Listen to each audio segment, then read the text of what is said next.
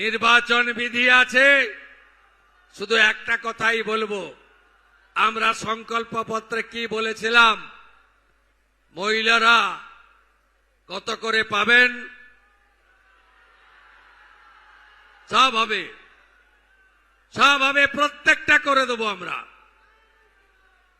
দেখুন এই নির্বাচনের ফলাফল সরকার বদল হবে না, কিন্তু গণতন্ত্র প্রতিষ্ঠা, গুন্ডাদের বিরুদ্ধে, ধর্ষকদের বিরুদ্ধে, রাহাজানির বিরুদ্ধে এই ফলতার মানুষকে 10 বছর পরে গণতন্ত্রের স্বাদ পাইয়ে দিয়েছেন মাননীয় নরেন্দ্র মোদী, বিজেপি।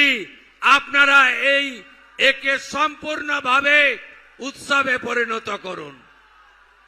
আজকে শেষ নয়, সঞ্চালক বলছিল মুখ্যমন্ত্রী ব্যস্ততার মধ্যেও ফলতার প্রচারে এসেছেন।